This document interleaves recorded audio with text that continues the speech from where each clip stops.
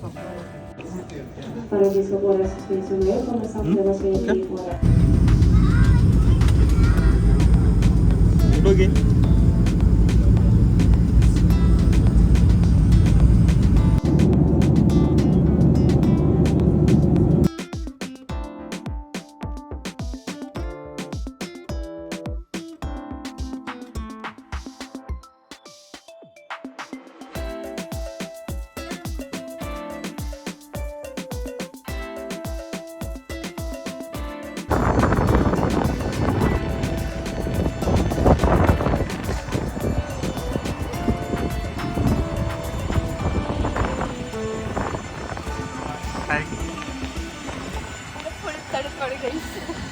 ഒരു തുള്ളി വെയിൽ പോലും കാണാനില്ല.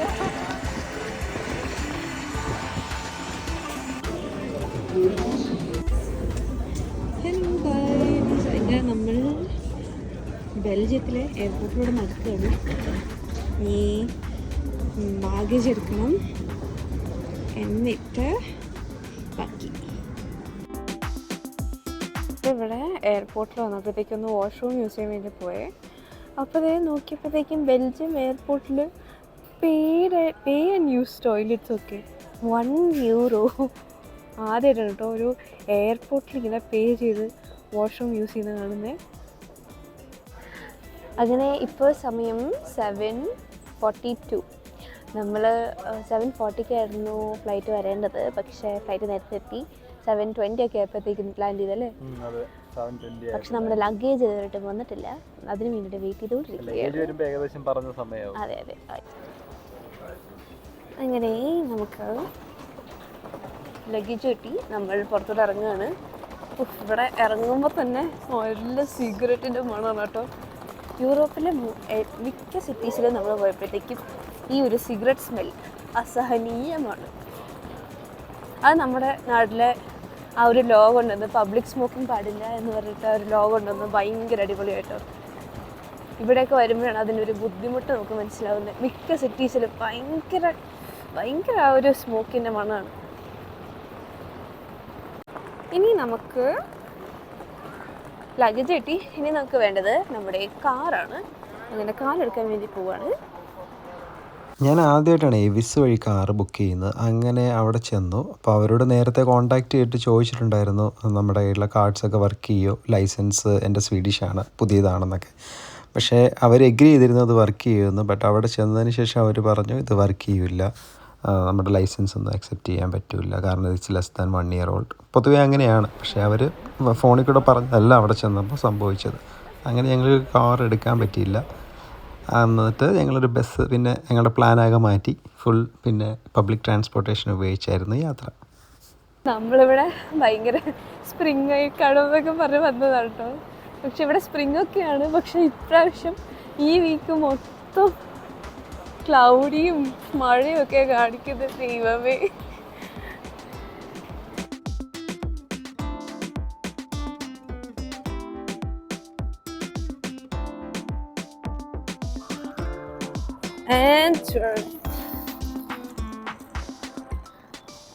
അങ്ങനെ നമ്മൾ ആൻഡ്രാപ്പിൽ കൂടെ നടന്ന് ഈ ചോക്ലേറ്റ് നേഷൻ എന്ന് പറഞ്ഞ സ്ഥലത്തേക്ക് എത്തും.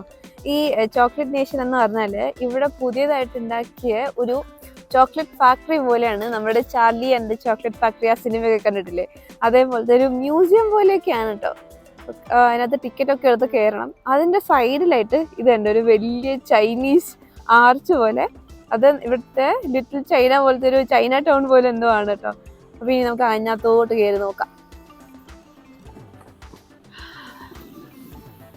China town.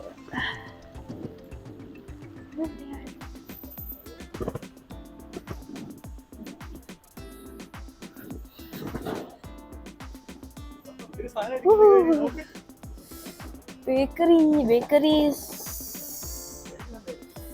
നോക്കാം. എനിക്ക് എന്തെങ്കിലും നല്ലോണം കഴിക്കണം, വിശക്കുന്നു. ബേക്കറി ഐറ്റംസ് പോരാ. നമുക്ക് എന്തെങ്കിലും നല്ല റെസ്റ്റോറൻറ്റ്സ് എന്തെങ്കിലും ഉണ്ടോ നോക്കിയിട്ടേ അവിടെ നിന്ന് എന്തെങ്കിലും കഴിക്കാം. രാവിലെ ആ ക്രോസോൺസ് കഴിച്ചത് വളരെ നല്ലതായി. അല്ലെങ്കിൽ നമ്മൾ വിശന്ന് ബോബ ആ എന്തെങ്കിലും റെസ്റ്റോറന്റ് ഉണ്ടോ നോക്കേ. ഇവിടെ മൊത്തം ഈ ചൈനീസ് ഏഷ്യൻ ഗ്രോസറി സാധനങ്ങളാന്ന് തോന്നുന്നുണ്ടോ.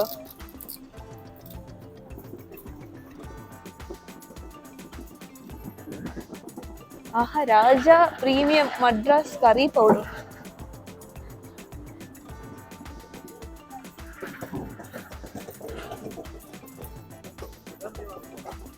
Malaysian noodles. ആഹാ, ഇവിടെ എങ്ങനെ കയറണം? നമ്മൾ ഈ ഒരു വൺലി കിച്ചൺ എന്ന് പറയുന്ന സ്ഥലത്ത് തന്നെ കയറാൻ തീരുമാനിച്ചിരിക്കുകയാണ്. ഓക്കെ, കഴിച്ചു നോക്കാം.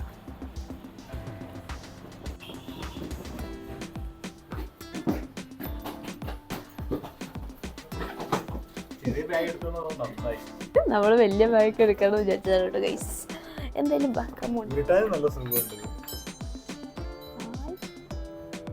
കളർ.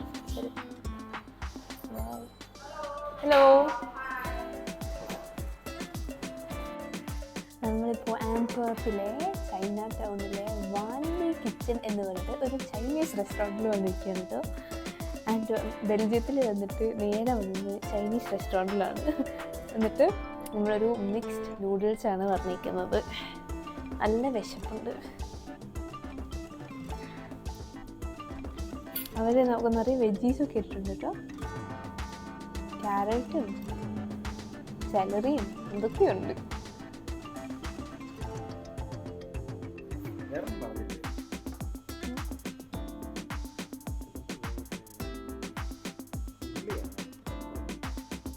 ബീൻ സ്പ്രൗട്ട് പോലെ അങ്ങനെയുണ്ട്.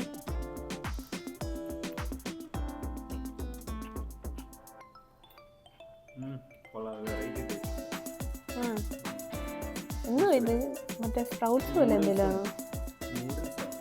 നൂഡിൽസ് ആണല്ലേ. നിറയെ വെജീസ് ഉണ്ടല്ലേ. ആ മറ്റേ സ്പ്രൗട്ട്സ് പോലെയാണെന്ന് തോന്നുന്നു കൂടുതലുള്ളത്. ഞാനത് നൂഡിൽസിനെക്കാട്ടിയും നിറയെ വെജീസാണ് കേട്ടോ. നിറയെ സ്പ്രൗട്ട്സും സാലറീസും ക്യാരറ്റും ഉള്ളിയും ക്യാബേജും ഒക്കെ ഇട്ടിട്ടുണ്ട്. ഇഞ്ചിയും ഒക്കെ ഉണ്ട് കേട്ടോ. സൂപ്പറായിട്ടുണ്ട്.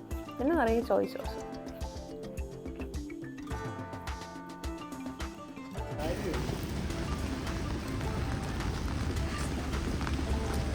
ആന്റ്വർപ്പ് സെൻട്രൽ. ഇതാണ് ഇവിടുത്തെ റെയിൽവേ സ്റ്റേഷൻ കേട്ടോ. ഇത് one of the worlds most beautiful railway station എന്നാണ് പറയുന്നത്. കുറച്ചുകൂടെ കഴിഞ്ഞിട്ട് പിന്നെ നമുക്ക് അകത്ത് കയറി നോക്കാം. ഓക്കെ,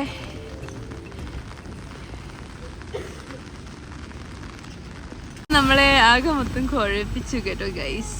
എന്നാലും സാരില്ല, നമ്മൾ വന്ന് ഫുഡ് കഴിച്ചു. ഇത് കഴിഞ്ഞിട്ട് പുറത്ത് വന്നു. ഇവിടെ ഒരു വെള്ളം പിടിക്കുന്ന സാധനം കണ്ടു. അങ്ങനെ കുറച്ച് വെള്ളം എടുത്തു.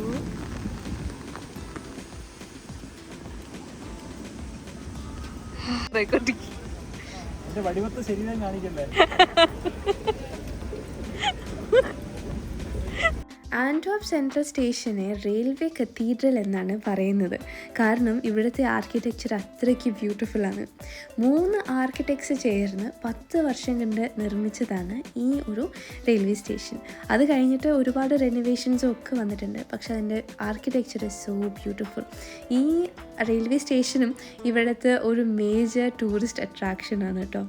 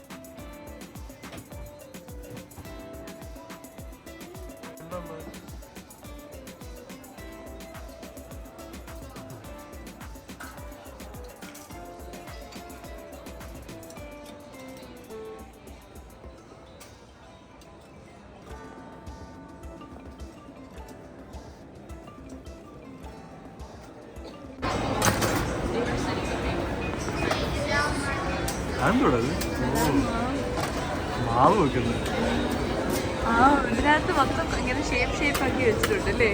ഓരോ ക്വാണ്ടിറ്റിയിൽ കറക്റ്റ് ക്വാണ്ടിറ്റിയിൽ വെച്ചിട്ടുണ്ട്.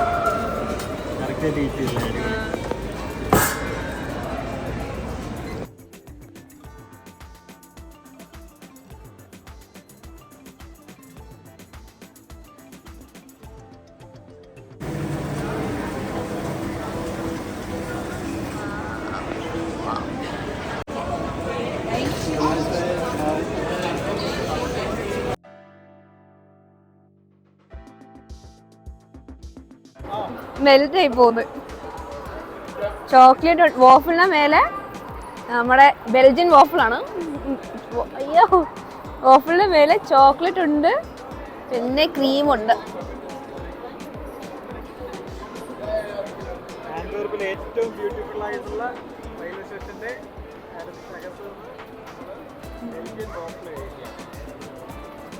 ആക്ച്വലി ബെൽജിയത്തെ ആൾക്കാർ പറയുന്നത് ഈ ബെൽജിയം വാഫിൾ മാത്രമേ കഴിക്കാവുള്ളൂ വിത്തൗട്ട് എനി ടോപ്പിങ്സ്. അതാണ് ഇവിടുത്തെ തനതായ രീതി ടു ഹാവ് ദ വാഫിൾസ്. നമ്മൾ ഇപ്രാവശ്യം കുറച്ച് ടോപ്പിംഗ് ഒക്കെ എടുത്തിട്ടുണ്ട്.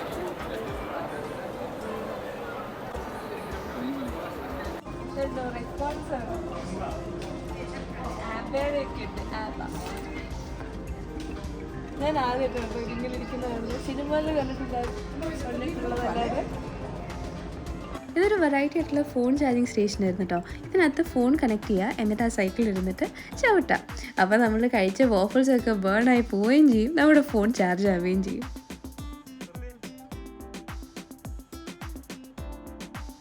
ഇവിടെ ആൻറ്റ്വർപ്പിൽ നമുക്ക് ഒരുപാട് ഡയമണ്ട് ഷോപ്സ് കാണാൻ പറ്റും കേട്ടോ. ഇവിടെ ഒരു ഡയമണ്ട് സ്ട്രീറ്റ് തന്നെ ഉണ്ടെന്നാണ് പറയുന്നത്.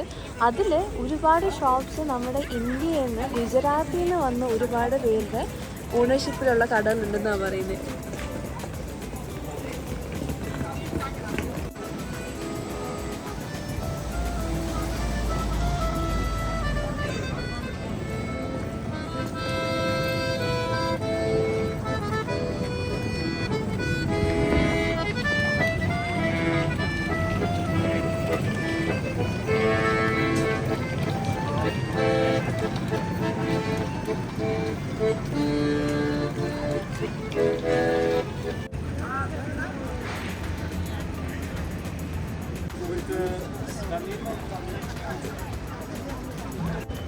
നമ്മളിപ്പോൾ ആൻറ്റ്വർപ്പിൻ്റെ സെൻട്രൽ സ്ക്വയറിലോട്ട് പോവുകയാണ്. പക്ഷെ അതിൻ്റെ അവിടെ എത്തിയിട്ടില്ല. അതിന് രണ്ട് സൈഡിലുള്ള ബിൽഡിങ്സ് ആണ് കേട്ടോ. എന്തൊരു ഭംഗിയെന്ന് നോക്കി, കുറേ സ്റ്റാച്യൂസും കാർവിങ്സും. ഈ ബിൽഡിങ്സ് ചുമ്മാ ഇങ്ങനെ ഒരു ഹിസ്റ്റോറിക് ബിൽഡിംഗ് പോലെ ഒന്നും നിർത്തിക്കൊന്നുമല്ല. അതിനകത്ത് കടകളും ഒക്കെ ഉണ്ട് കേട്ടോ. ഒരുപാട് ബ്രാൻഡഡ് ഐറ്റംസ് ഒക്കെ ഉണ്ട്. ഓക്കേടി.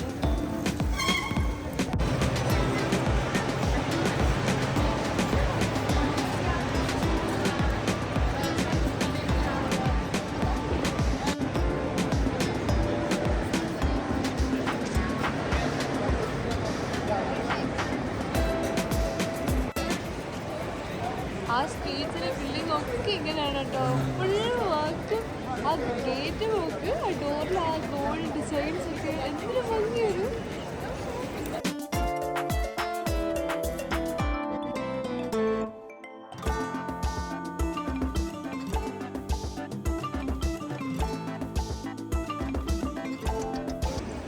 മൊത്തം ഷോപ്പിങ്ങിൻ്റെ ഏരിയ ആണ് കേട്ടോ. എന്തൊക്കെ കടകളുണ്ടോ, കേട്ടിട്ടില്ലാത്ത പേരുകളൊക്കെ തിരക്കുള്ള വരുന്നുണ്ട്.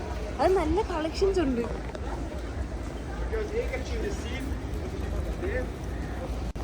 നമ്മളിങ്ങനെ ഈ സ്ട്രീറ്റ്സിൽ കൂടി ഷോപ്പിംഗ് ഒന്നുമില്ല, വിൻഡോ ഷോപ്പിംഗ് ഒക്കെ ചെയ്ത് നടക്കുകയാണ്. ഒരുപാട് വെറൈറ്റി സാധനങ്ങളൊക്കെ ഉണ്ട് കേട്ടോ ഇവിടെ.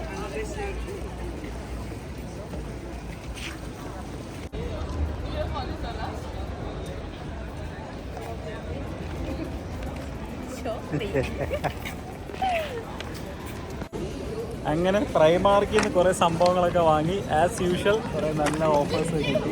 ഓഫർ അല്ലെങ്കിൽ കൂടി നല്ല പ്രൈസിൽ നല്ല ക്വാളിറ്റിയുള്ള നല്ല സാധനങ്ങളാണ്. നിറയെ കളക്ഷനും ഉണ്ട്. നമുക്ക് പലർക്കും അറിയാവുന്ന പോലെ പ്രൈമാർക്ക് വീണ്ടും പൊളിയായിരിക്കും. അതെ, ഇവിടെ എന്താണ്, എവിടെ പ്രൈമാർക്ക് കണ്ടാലും പോയി മേടിക്കുക, എന്തേലും ഒന്ന് കയറുക.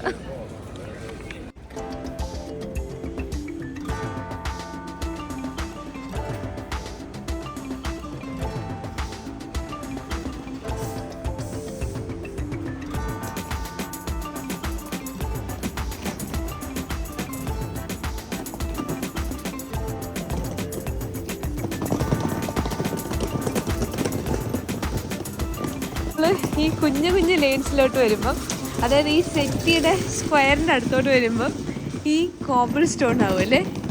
റോഡിന് പകരം ഇങ്ങനത്തെ സാധനം വന്നാൽ നമുക്കറിയാം നമ്മൾ സിറ്റി സ്ക്വയറിലോട്ട് വരികയാണ്. ഒരു ചേർച്ച് കാണും. നിങ്ങൾ നോക്കി വരുമ്പോഴത്തേക്കും നേരിട്ട് അവിടെ ഒരു ചേർച്ച് കാണും. ഇതാണ് ആന്റ്വർപ്പിലെ cathedral of our lady. Gothic ആർക്കിടെക്ചറിൽ പണിഞ്ഞിരിക്കുന്ന ഈ ഒരു ചേർച്ചിൻ്റെ മേലെ നമുക്കൊരു ബ്യൂട്ടിഫുൾ ടവർ കാണാം. എന്നിട്ടും പറഞ്ഞിരിക്കുന്നത് ഈ ഒരു ചേർച്ചിൻ്റെ പണി ഇതുവരെയും കഴിഞ്ഞിട്ടില്ല എന്നായിരുന്നു. ഒറിജിനൽ ഡിസൈനിൽ 2 ടവേഴ്സ് കൂടി ബാക്കിയുണ്ട്.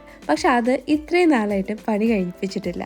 ഇതൊരു റിലീജിയസ് സെൻറ്റർ മാത്രമല്ല കേട്ടോ, അകത്ത് ഒരുപാട് വാല്യുബിൾ ആയിട്ടുള്ള പെയിൻറ്റിങ്സ് നമുക്ക് കാണാം. പ്ലസ് ഈ ഒരു കത്തീഡ്രലിന് യുനെസ്കോ വേൾഡ് ഹെറിറ്റേജ് സൈറ്റായിട്ട് കൂടി പ്രഖ്യാപിച്ചിട്ടുണ്ട്.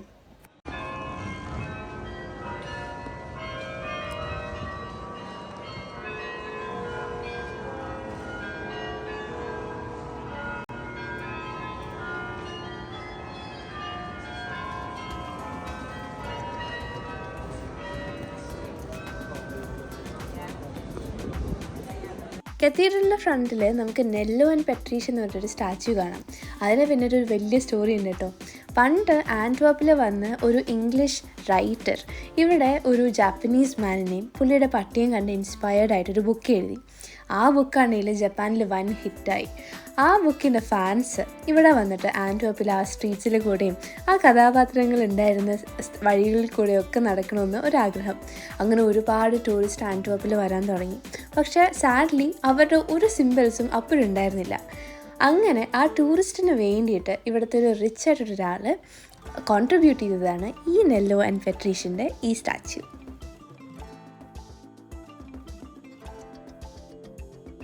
കേൾസിയിൽ നമ്മൾ വാവ് ബോക്സ് മീലാണ് വരയ്ക്കുന്നത്.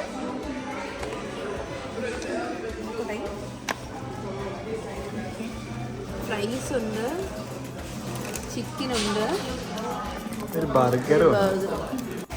നമ്മളിപ്പോൾ ആന്റ്വർപ്പിലെ ഗ്രോണ്ട് മാർക്കറ്റിലാണ് കേട്ടോ നിൽക്കുന്നത്. ഇതിവിടെ ഒരു സെൻറ്ററിലായിട്ട് ഒരു വലിയ സ്റ്റാച്യു ഉണ്ട്, ഫൗണ്ടൻ ഉണ്ട്. കാരണം അതിന് ചുറ്റും ഫുൾ ബിൽഡിങ്സ് ആണ്. ആ ബിൽഡിങ്സിൻ്റെ ആർക്കിടെക്ചർ നോക്കുമ്പോഴേക്കും നമ്മൾ റൂഫ് നോക്കിയാൽ തന്നെ ഓരോന്നിനും ഓരോ ടൈപ്പ് ഓഫ് ഒരു ഡിസൈനാണ് കേട്ടോ. ഭയങ്കര സ്പെഷ്യലായിട്ടുള്ള ഡിസൈനാണ് ഇവിടെ കാണുന്നത്. എല്ലാ ബിൽഡിങ്സും ഒരേ ലൈനിൽ ഒരേപോലെ പണിയുന്ന പോലെ, എന്നാൽ അതെല്ലാം യുണീക്കുമാണ്. ഒരു സ്പേസ് പോലും ഇല്ല, ഒരു ഗ്യാപ്പ് പോലും ഇല്ലാതെയാണ് ഓരോന്നും പണിത് വെച്ചിരിക്കുന്നത്. അതിന് താഴെ മൊത്തം റെസ്റ്റോറൻറ്റ്സും ആൾക്കാരുണ്ട്, ഫുഡ് കഴിക്കുകയും ഒക്കെയാണ്. ഫുൾ വൈബ് തന്നെയാണ് കേട്ടോ ഇവിടെ.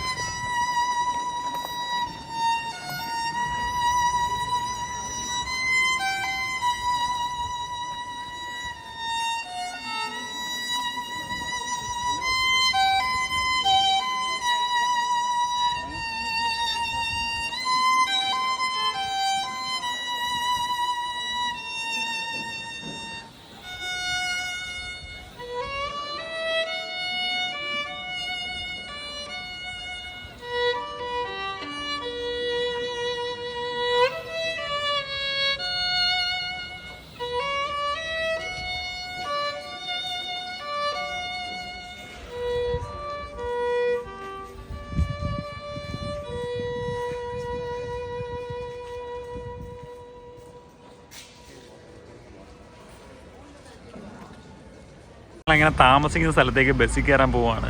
അപ്പോൾ ഇതൊരു ഇലക്ട്രിക് ബസ്സാണ്. അപ്പോൾ പുള്ളിക്കാരൻ ചായ കുടിക്കാൻ വേണ്ടി നിർത്തിയിട്ടേക്കും. അപ്പോൾ ഇതിനകത്ത് ചായയുടെ ഒരു സിമ്പലും എഴുതിയൊക്കെ ഇട്ടിട്ടുണ്ട്. പുള്ളി അവിടെ നിന്ന് ഓരോ പരിപാടികളൊക്കെ ചെയ്യുന്നുണ്ട്. ഈ ചായ കുടിക്കാൻ പോവുമായിരിക്കും, 10-15 മിനിറ്റ് കഴിഞ്ഞിട്ട് എടുക്കുമായിരിക്കും.